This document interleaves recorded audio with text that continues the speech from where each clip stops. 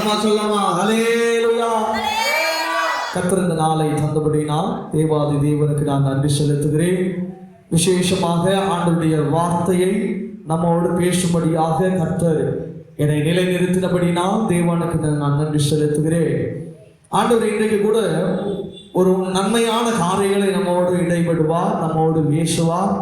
குறித்த நேரத்தில் ஆண்டவர் நம்முடைய அந்த காரியங்களை நம்மோடு பேசுவார் என்று சொல்லி நான் விசுவாசிக்கிறேன்.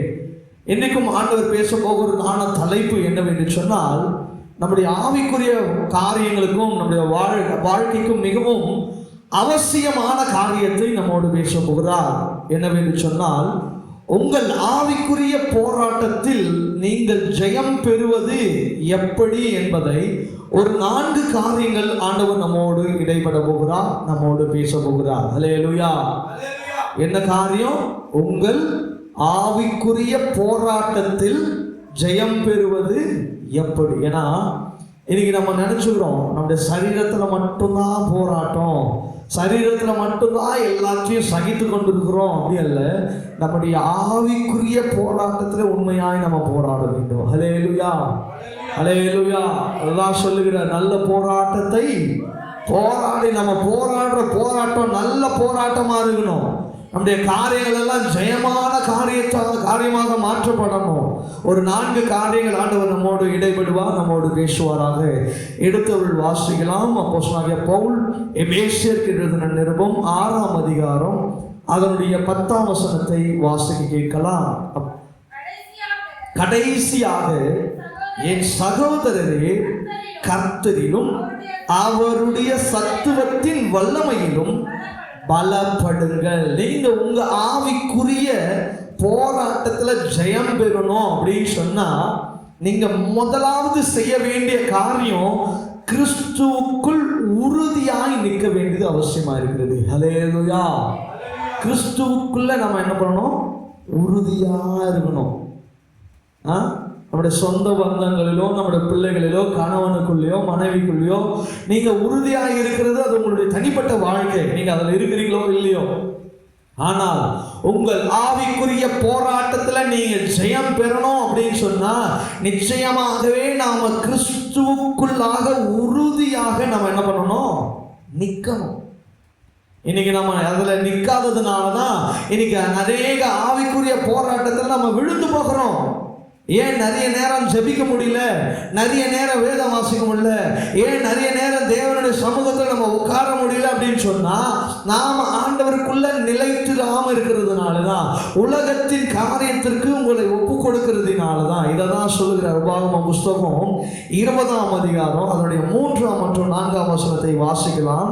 உபாகமம் 20ஆம் அதிகாரம் அதனுடைய 3வது மற்றும் 4ஆம் வசனத்தை நான் வாசிக்கிறேன். இஸ்ரவேலரே, கேளுங்கள், இன்று உங்கள் சத்துருக்களுடன் யுத்தம் செய்ய போகிறீர்கள். உங்கள் இருதயம் துவள வேண்டாம். நீங்கள் அவர்களை பார்த்து பயப்படவும் கலங்காமலும் தத்தளிக்காமலும் இருக்க வேண்டும். உங்களுக்காக உங்கள் சத்துருக்களோடு யுத்தம் பண்ணும் உங்களை ரட்சிக்கவும் உங்களோடு கூட போகிறவர் உங்கள் தேவனாகிய கர்த்தர் என்று சொல்ல வேண்டும். ஹல்லேலூயா, ஹல்லேலூயா. உங்க யுத்தத்திலும் உங்க போராட்டத்திலும் யார் இருக்கிறா? ஆண்டவர் இருக்கிறார் என்ற விசுவாசம் நமக்குள்ள வேணும். கிறிஸ்து நமக்குள்ள நினைத்திருந்தால் அந்த விசுவாசமான காரியம் நமக்குள்ள காணப்படும். இயேசு என் கூட இருக்கிறாரு, எதையும் ஜெயிக்கிறதுக்கு எனக்கு என்ன உண்டு? பலன் உண்டு, சத்துவம் உண்டு அப்படின்ற விசுவாசம் உங்களுக்குள்ள வேறொன்று இருந்தா மட்டும்தான் உங்களுக்குள்ள இந்த விசுவாசத்தான் அறிக்கை உங்கள் வாயினால வரும். நான் போராடுவேன், நான் ஜெயிப்பேன், நான் செய்வேன், நான் தான் பண்ணுவேன் அப்படின்னு சொன்னா, நான் என்ற வார்த்தை நமக்குள்ள வந்துருச்சுன்னா நம்ம ஈஸியா இந்த ஆவிக்குரிய வாழ்க்கையில நம்ம விழுந்து போகணும். ஆனால் என் கர்த்தர் செய்வார், என் கர்த்தர் என்னை நடத்துவார், அவருடைய சமூகம் எனக்கு முன்பாக போகும் அப்படின்னு சொல்லி நீங்கள் கிறிஸ்துவை மையப்படுத்தி உங்கள் வாழ்க்கையை நடத்தும் பொழுது உங்களுடைய ஆவிக்குரிய வாழ்க்கையில நீங்கள் ஜெயம் பெற முடியும். ஹல்லேலூயா, ஹல்லேலூயா. இதேதான் ஆகாய் புஸ்தகத்தில் அந்த தீர்க்கதரிசி சொல்லுகிறதான காரியம். ஆகாய் புஸ்தகம் 2ஆம் அதிகாரம் அதனுடைய 4ஆம் வசனத்தை வாசிக்கலாம். ஆகாய் 2ஆம் அதிகாரம் அதனுடைய 4ஆம் வசனத்தில் இப்படியாய் சொல்லப்படுகிறது. ஆனாலும் ஆனாலும் செருபாபேலே நீ திடன் கொள் என்று கர்த்தர் சொல்லுகிறார். யோசாகின் குமாரனாகிய யோசுவா எனும் பிரதான ஆசாரியனே நீ திடன் கொள். தேசத்தின் எல்லா ஜனங்களே நீங்கள் திடன் கொள்ளுங்கள், வேலையை நடத்துங்கள் என்று கர்த்தர் சொல்லுகிறார். நான் உங்களுடனே இருக்கிறேன் என்று சேனைகளின் கர்த்தர் நம்மோடு உரைக்கிறார். ஹல்லேலூயா, ஹல்லேலூயா. அவங்க எவ்வளோ போராட்டத்தை சந்திச்சாலும் சரி, என்ன கஷ்டத்தை சந்திச்சாலும் சரி, கர்த்தர் அவங்களோடு இருக்கிற காரியத்தை அவங்க மறக்கவே இல்லை. இஸ்ரவேல் ஜனங்களோடு ஆண்டவர் இருக்கிறார் என்பதை மோசே உணர்ந்தார். ஆனால் இஸ்ரவேல் ஜனங்கள் கர்த்தர் நன்மை செய்யும் பொழுது மட்டும்தான் ஆண்டவர் இருக்கிறார் என்பதை அவங்க உணர்ந்தாங்களே தவிர அவங்களுடைய ஆவிக்குரிய வாழ்க்கையில அவங்க எப்பேற்பட்டவர்களாய் காணப்படுகிறாங்க என்பதை நாம் நன்றாக உணர முடியும். அவன் ஆண்டவரோடு ஐக்கியப்பட்டிருக்கிறதுனால மோசே ஆண்டவர் என்னோடு இருக்கிறார் என்பதை அவன் உணர்ந்தான். ஆனால் அதே இஸ்ரவேல் ஜனங்கள் அவங்க கண்கூட ஆண்டவர் செய்கிற அற்புதங்களை பார்க்கிறாங்க. செங்கடலின் நடுவாக நடந்து போகிறாங்க, யோர்தான் பின்னிட்டு போகிறது, வானத்திலிருந்து மன்னா பொழிகிறது, காடை கேட்கிறாங்க, காடை வருகிறது. ஆனாலும் அவங்க வாழ்க்கையில ஒரு முறுமுறுப்பு. ஹல்லேலூயா, ஹல்லேலூயா. ஏன் தெரியுமா? அவங்களுடைய அந்த ஆண்டவருக்குள்ளான உறுதி அவங்களுக்குள்ள இல்லவே இல்லை. ஹல்லேலூயா, ஹல்லேலூயா. அதனுடைய விளைவு என்ன தெரியுமா? அவங்க கானான் தேசத்தை அடையவே இல்லை. ஹல்லேலூயா. இதை கேட்டுக்கொண்டிருக்கிற என் தெய்வ ஜனங்களே, தெய்வ பிள்ளைகளே, நமக்கென்று வைக்கப்பட்டிருக்கிற அந்த பரம கானானை நீங்கள் சுதந்தரித்துக் கொள்ள வேண்டும் என்று சொன்னால் நீங்கள் கிறிஸ்துவுக்குள் உறுதிப்பட வேண்டியது அவசியமாயிருக்கிறது. ஹல்லேலூயா, ஹல்லேலூயா. கிறிஸ்துவுக்குள்ளாக நீங்க உறுதிப்படுங்க. நன்மையான காரியங்களை கர்த்தர் செய்வார்.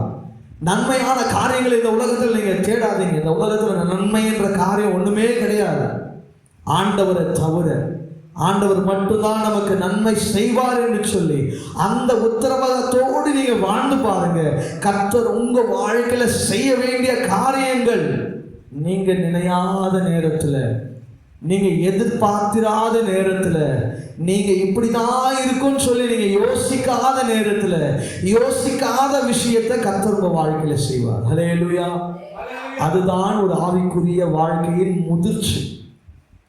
இதை ஏசாயா எழுதின தீர்க்கதரிசன புத்தகம் 35ஆம் அதிகாரத்தில் சொல்லுகிறார். 3 மற்றும் 4ஆம் வசனத்தை வாசிக்கும் பொழுது, தளர்ந்த கைகளை திடப்படுத்தி தள்ளாடுகிற முழங்கால்களை அவர் என்ன பண்றாரா? பலப்படுத்துங்கள். மனம் பதறுகிறவர்களை பார்த்து நீங்கள் என்ன பண்ணுங்க? பயப்படாதிருங்கள், திடன் கொள்ளுங்கள். இதோ உங்கள் தேவன் நீதியை சரி கட்டவும் உங்கள் தேவன் பதிலளிக்கவும் வருவார். அவர் வந்து உங்களை ரட்சிப்பார் என்று சொல்லுங்க. ஹல்லேலூயா. இந்த உலகத்துல என்ன போராட்டம் வேணாலும் நீங்க சகிக்கலாம், என்ன கஷ்டம் வேணாலும் சந்திக்கலாம். ஆனால் அது எல்லாமே இன்னும் கொஞ்ச காலம். ஆண்டவர் பரத்துல வந்து வரப்போகிறார், மத்திய ஆகாயத்துல வந்து நிற்க போகிறார். அவர் வந்துட்டா போதும், நமக்கு பசி இல்லை, நமக்கு பட்டினி இல்லை, நமக்கு வறுமை இல்லை, நமக்கு எதுவுமே தேவையில்லை. நாம என்ன பண்ணிடுவோம்? அவரோடு கூட மறுரூபமாக்கப்பட்டுருவோம். ஹல்லேலூயா, ஹல்லேலூயா. நமக்கு யாரால நன்மை வருமோ அவங்கள பிடிக்கிறது தாங்க நல்லது. இந்த உலக மனுஷன் எவ்வளோ நாள் உங்களுக்கு உதவி செஞ்சிட முடியும்? எவ்வளோ நாள் உங்களுக்கு சாப்பாடு போட்டுற முடியும்? எவ்வளோ நாள் உங்களை பார்க்க முடியும்? ஆனால் என் தேவன் எல்லா நாளிலும் உங்களை மறக்காதவர் அவராயிருக்கிறார். அப்போ இயேசுவோடு நீங்கள் நிலைத்திருக்கிறது தானே நல்லது. உங்கள் ஆவிக்குரிய போராட்டம் ஜெயம் பெறணும்னா ஏசப்பாவோடு நிலைத்திருங்க. ஏசப்பாவை உங்களுக்கு மையப்படுத்துங்க. அவரை நீங்கள் நடத்தும் போது, அவருக்குள்ள நீங்கள் இருக்கும் பொழுது நிச்சயமாகவே அவர் என்ன பண்ணுவார்? நம்மை நடத்துகிறவராய், ஜெயம் தருகிறவராய். மிக முக்கியம், உலகத்தின் ஜெயம் இல்லை, நமக்கு ஆவிக்குரிய வாழ்க்கையில் ஒரு ஜெயத்தை தருகிறார். ஹல்லேலூயா.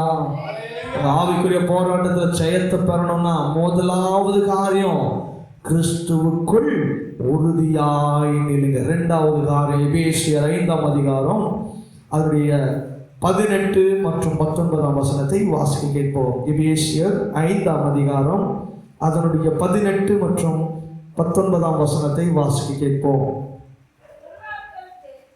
துன்மார்க்கத்துக்கு ஏதுவான மதுபான வெறி கொள்ளாமல் ஆவியினால் நிறைந்து சங்கீதங்களினாலும் கீர்த்தனங்களினாலும் ஞான பாட்டுகளினாலும் ஒருவரை ஒருவர் புத்தி சொல்லிக் கொண்டு உங்கள் இருதயத்தில் பக்தரை பாடி என்ன பண்ணுங்க, கீர்த்தனம் பண்ணுங்க. அதுல மிக முக்கியமாக 18ஆம் வசனம் சொல்லுகிறது, துன்மார்க்கத்துக்கு ஏதுவான மதுபான வெறி கொள்ளாமல் என்ன பண்ணுங்க, ஆவியினால் நிறைந்து. இரண்டாவது, உங்க ஆவிக்குரிய வாழ்க்கையில நீங்க ஜெயம் பெறணும்னா ஆவியினால் நிறைந்தவர்களாய் காணப்படணும். ஹல்லேலூயா.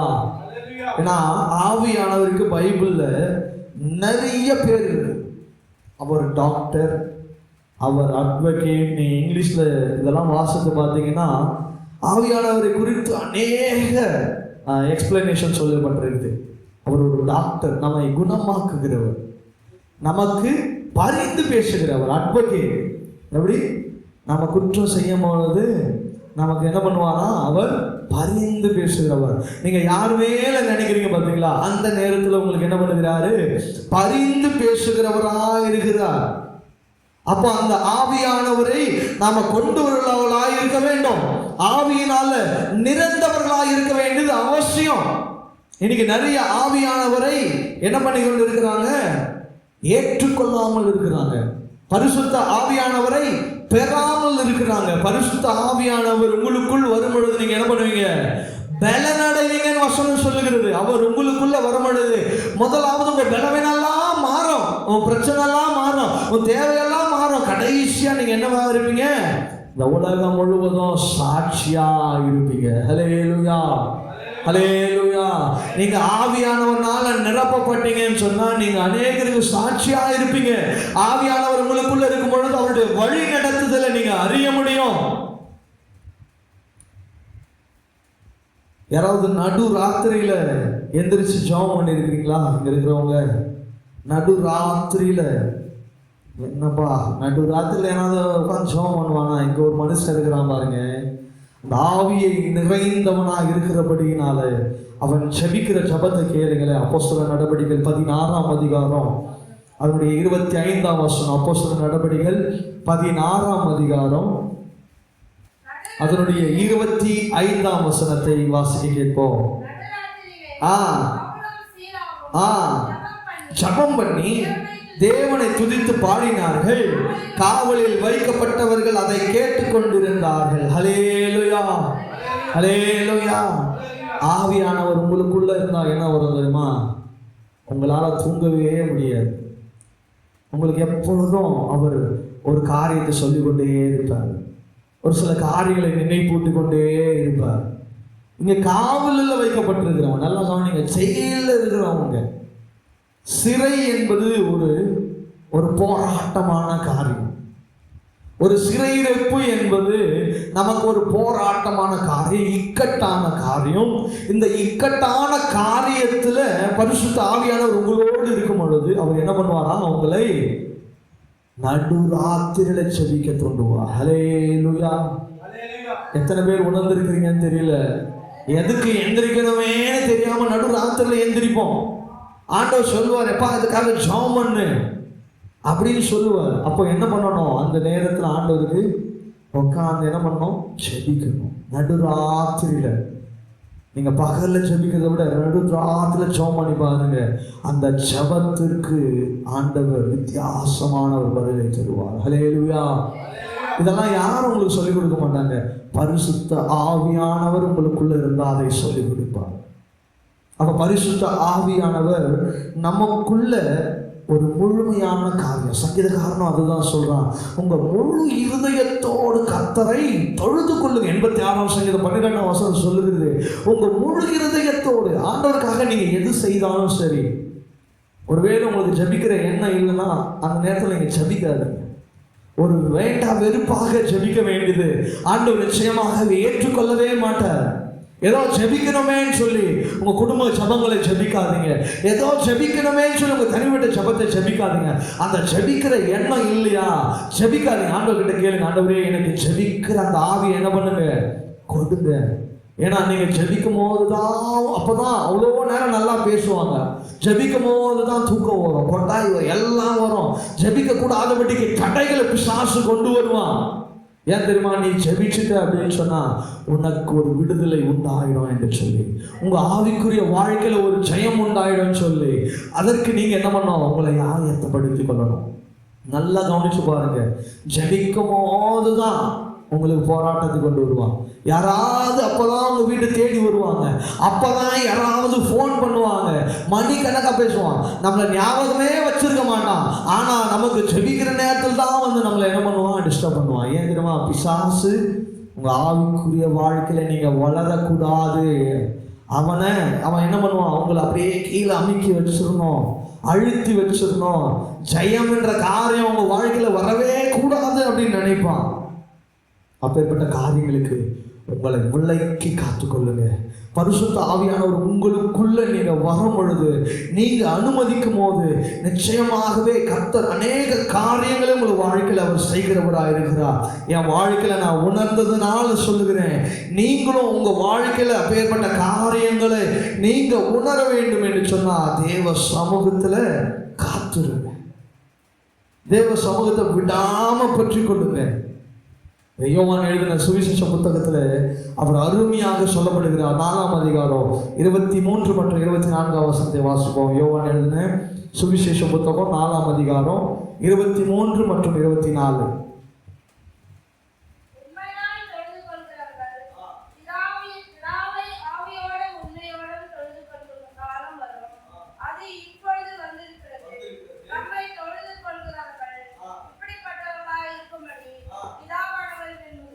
அல்லேலூயா, அல்லேலூயா. உண்மையாய் தொழுது கொள்ளுகிறவளை பிதா ஆவியோடும் உண்மையோடு தொழுது. நீ உண்மையா ஆசை, ஆண்டவர் எது செய்தாலும் உண்மையா ஆசை, ஆவியோடு உண்மையோடு செய்யுங்க. ஆண்டவர்கிட்ட விசேஷமா அந்த ஊழியத்தின் பாதையெல்லாம் ஆண்டவர் எப்பொழுதும் அந்த உண்மையை தான் எதிர்பார்ப்பார். நீ உண்மையா இருக்கிறியா, அதை உண்மையாய் செய்யறியா, நீ ஜெபிக்கிற ஜெபம் உண்மையா இருக்கிறதா? இன்னைக்கு நீங்க உண்மையாய் செய்யல அப்படின்னு சொன்னா உங்க ஆவிக்குரிய வாழ்க்கையில நீங்க என்ன பண்ணிடுவீங்க, விழுந்து போயிடுவீங்க. இன்னைக்கு நிறைய பேர் ஆவிக்குரிய வாழ்க்கையில ஜெயம் இல்லாம போகிறதுக்கு காரணம் என்ன தெரியுமா? அந்த உண்மையின் காரியத்துல நாம விழுந்து போகிறதுனால்தான். எதை செய்தாலும் ஆண்டோட சமூகத்துல உண்மையாய் செய்யுங்க. அதுதான் சொன்னேன், உனக்கு ஜெபம் பண்ணும் போது தூக்கம் வரணும், அந்த நேரத்தில் செடிக்காதீங்க. ஏன்னா ஆண்டவர் அந்த முழு இருதயத்தை தான் இருக்கிறார். அந்த முழு இருதயம் தான் ஆண்டவர் வேணும். ஆவிக்குரிய வாழ்க்கையில நீங்க ஜெயம் பெறணும்னா ஆவியிலே நிறைந்து செல்லுங்க. ஆவியானவர் உங்களுக்குள்ள எல்லா காரியத்தையும் அவர் கற்றுக் கொடுக்கிறவராக இருக்கிறார். 3வது காரியத்துக்கு நேராக கடந்து சொல்வோம். யூதாவின் புஸ்தகம் 1ஆம் அதிகாரம் அதனுடைய 22 மற்றும் 23 வசனத்தை வாசிக்க கேட்போம். யூதா,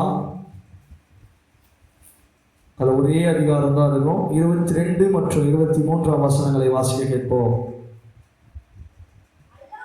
அல்லாமலும் நீங்கள் பகுத்தறிவுள்ளவர்களாயிருந்து சிலருக்கு இரக்கம் பாராட்டி சிலரை அக்கினிலிருந்து இழுத்துவிட்டு பயத்தோடே ரட்சித்து மாம்சத்தில் கரைப்பட்டிருக்கிற வஸ்திரத்தையும் வெறுத்து தள்ளுங்கள். ஹல்லேலூயா. 3வது காரியம், நீங்க உங்க ஆவிக்குரிய வாழ்க்கையில ஜெயத்தை நீங்க காண வேண்டும் என்று சொன்னால் சாட்சி மற்றும் ஊழியத்துல சுறுசுறுப்பா இருங்க.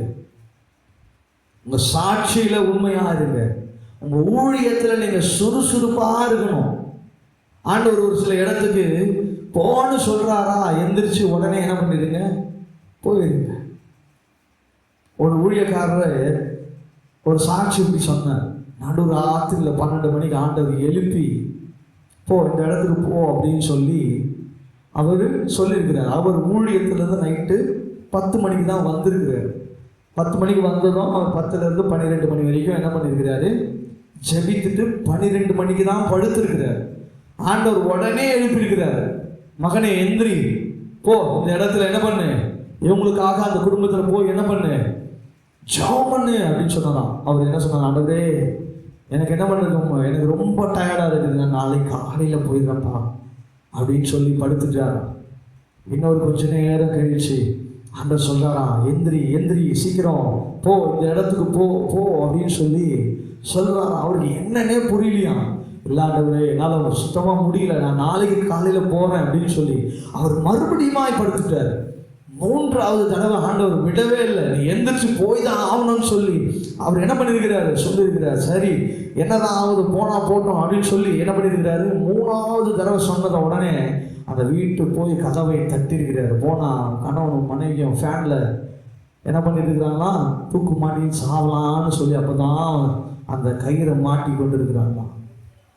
அப்போது ஆண்டவர்கிட்ட சொன்னார், ஆண்டவரே நான் மன்னிச்சிருங்கப்பா, இன்னைக்கு இந்த காரியத்தை நான் செய்யலை அப்படின்னு சொன்னால் இந்த 2 ஆத்மாவை நரகிறதுக்கு நான் போவதற்கு ஏதுவானவனாக நான் மாறியிருப்பேன், என்னை நீங்கள் மன்னிச்சிருங்கப்பா அப்படின்னு சொல்லி அந்த நேரத்தில் முழங்கால் படிட்டு அந்த குடும்பத்துக்காக ஜெபித்து அந்த குடும்பத்தில் ஒரு சமாதானத்துக்கு ஏதுவான காரியத்தை கர்த்தர் அவர் மூலமாக செய்தார். ஹல்லேலூயா, ஹல்லேலூயா.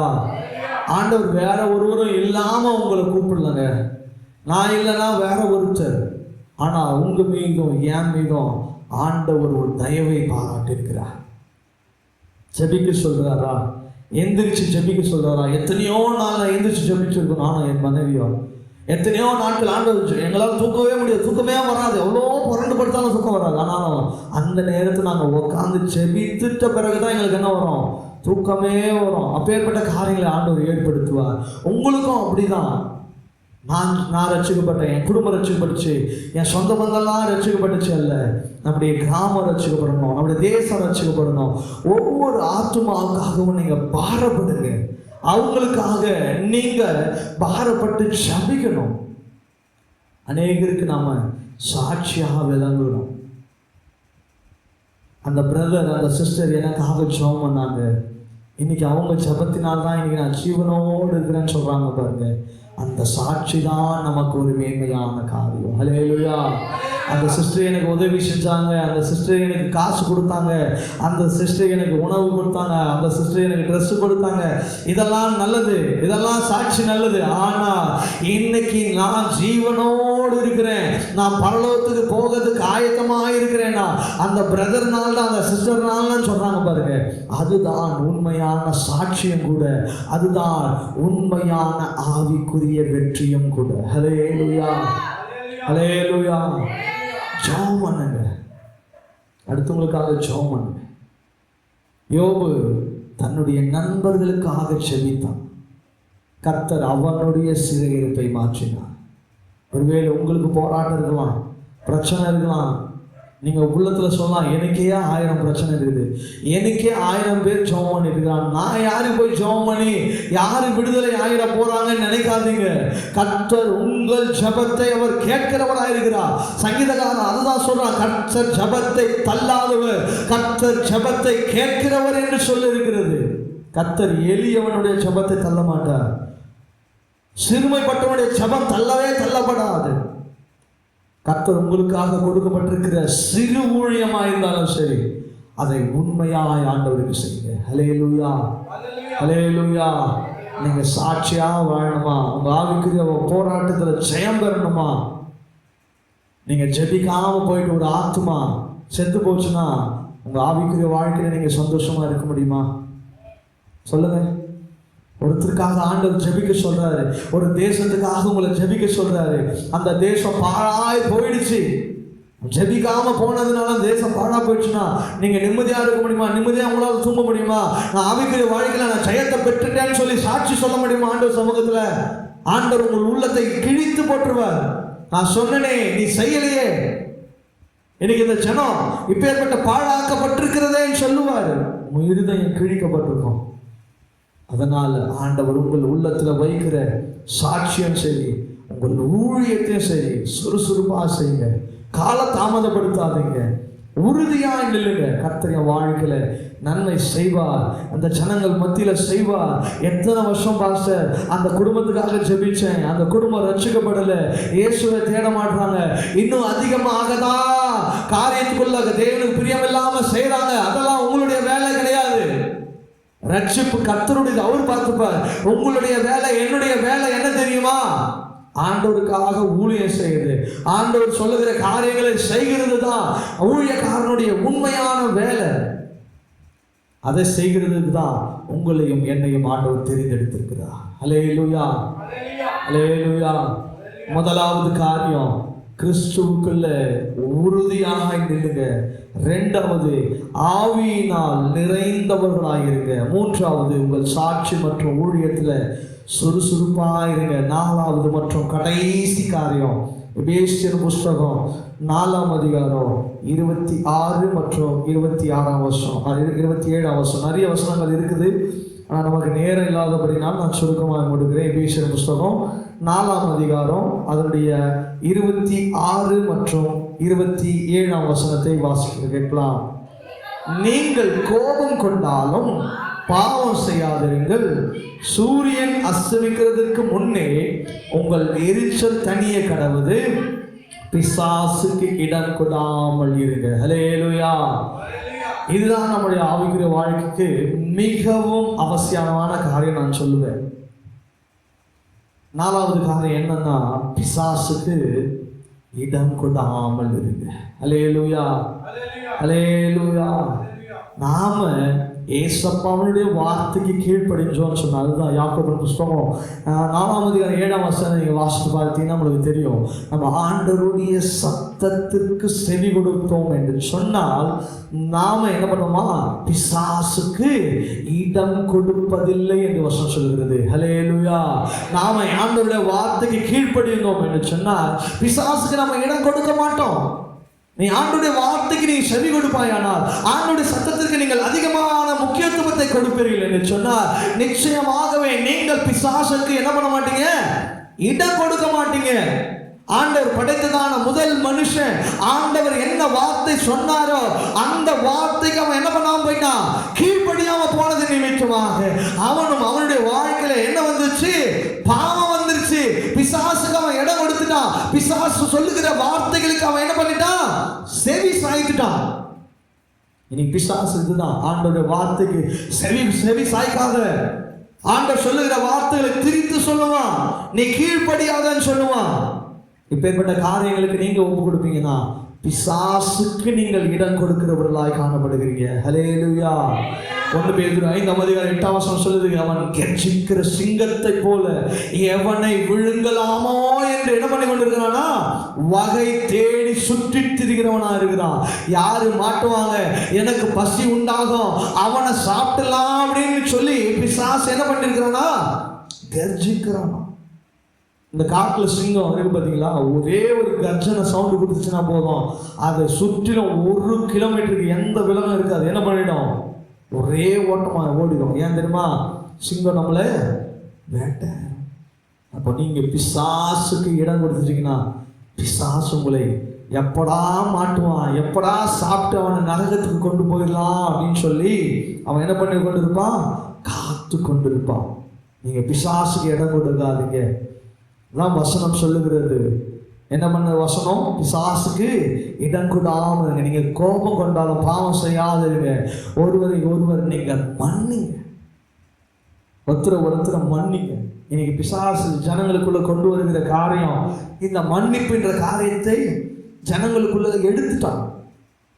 இன்னைக்கு வெளியே மட்டும் சோத்திரம் பிரதர், சோத்திரம் சிஸ்டர்னு சொல்றது, ஆனா உள்ள அவங்களுக்கு மேல நமக்கு அநேக எரிச்சல், அநேக கோபம், அநேக காரியம். இதெல்லாம் என்ன ஆகும் தெரியுமா? இது உங்களுக்கு பிசாசுக்கு நீங்க இடம் கொடுக்குறீங்கன்னு அர்த்தம்.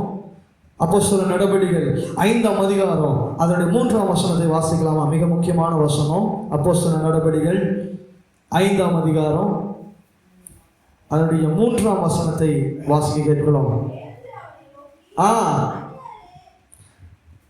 அனனியாவே நிலத்தின் கிரயத்தை ஒரு பங்கை வஞ்சித்து வைத்து பரிசுத்த ஆவியினிடத்தில் என்ன பண்ற? பொய் சொல்லும்படி சாத்தான் உனது இருதயத்தை என்ன பண்ணினானா? இப்படித்தான் பிசாசு பண்ணுவான். பிசாசு சொல்லுவான், அந்த சிஸ்டரை மன்னிக்காத. அந்த சிஸ்டர் என்ன பண்ணிட்டாங்க தெரியுமா, அந்த பிரதர் என்ன பேசிட்டாங்க தெரியுமா, உன் இருதயத்தை இவ்வளோ காயப்படுத்திட்டாங்களே, அவங்கள நீ மன்னிக்காத, அவங்கள நீ என்ன பண்ணாத, அவங்களோட பேசாத, அவங்கள பார்த்த உடனே என்ன பண்ணிக்கோ, மூஞ்ச திருப்பிக்கோ, அதுதான் உனக்கு நல்லது. நீங்க ஆண்டவருடைய வார்த்தை கேட்பீங்க என்று சொன்னால் உங்கள் சத்துருக்களை நீங்கள் சிநேகியுங்கள் என்று சொல்லுகிறார். நீங்க ஆண்டவருடைய பிள்ளைகளாக இருப்பீங்கன்னு சொன்னா ஆண்டவருடைய சத்தத்திற்கு செவி கொடுப்பீங்க. ஆனால் பிசாசுக்கு இடம் கொடுக்கிறவர்களா இருப்பீங்க என்று சொன்னா பிசாசு சொல்லுகிற காரியங்களுக்கு நீங்க செவி கொடுத்துருவீங்க. இன்னைக்கு அநேகர் எல்லா காரியத்திலும் நீங்க ஜெயம் பெற்றாலும் இந்த பிசாசுக்கு இடம் கொடுக்கிற காரியங்களில் நாம இடம் கொடுத்தது நிமித்தமாக அநேகர் உங்கள் ஆவிக்குரிய வாழ்க்கையில நீங்க என்ன பண்ணி கொண்டு இருக்கிறீங்க, ஜெயம் எடுக்காம இருந்து கொண்டிருக்கிறீங்க. கடைசியா ஒரே ஒரு வசனம், 2 கொரிந்தியர் புத்தகம் 2ஆம் அதிகாரம் அதனுடைய 10 மற்றும் 11ஆம் வசனத்தை வாசிக்க கேட்கும். 2 கொரிந்தியர் புத்தகம் 2ஆம் அதிகாரம் 10 மற்றும் 11ஆம் வசனம். எவனுக்கு நீங்கள் மன்னிக்கிறீர்களோ அவனுக்கு நானும் மன்னிக்கிறேன், மேலும் எதை நான் மன்னியாதிருக்கிறேனோ அதை உங்கள் நிமித்தம் கிறிஸ்துவனுடைய சந்ததியிலே மன்னித்திருக்கிறேன். சாத்தானாலே நாம் மோசம் போகாதபடிக்கு அப்படி செய்து அவனுடைய தந்திரங்கள் நமக்கு தெரியாதவைகள் அல்லவா. ஹல்லேலூயா, ஹல்லேலூயா. மன்னிக்கிற இருதயத்தை ஆண்டவர்கிட்ட கேளுங்க. ஆண்டவரே, அவங்க என்ன வேணா செஞ்சுட்டு போட்டோம், நான் மன்னிக்கணும். அந்த இருதயத்தை கொடுங்க. அந்த இருதயம் இருந்துச்சுன்னா ஆண்டவருக்கு நன்றி. ஆண்டவர்கிட்ட சொல்லுங்க, ஆண்டவரே அந்த சிஸ்டர் பிரதர் நான் மன்னிக்கிறேன், அந்த பாஸ்டரை மன்னிக்கிறேன், அந்த பாஸ்டர்மாவை மன்னிக்கிறேன், அந்த ஊழியக்காரன் மன்னிக்கிறேன், யாரான வேணாலும் இருக்கட்டும் நான் மன்னிக்கிறேன். ஆண்டவரே, நான் செய்தது தவறு. அதான் சொல்லுது வசனம், சூரியன் நஸ்தமிக்கிறதுக்கு முன்பதாகவே நாம் என்ன பண்ணணும், அவனுடைய கோபங்களெல்லாம் போயிடணும். அந்த நாள் முடியறதுக்குள்ளே ஒருத்தர் மேலே உங்களுக்கு கோபம் வந்துச்சுன்னா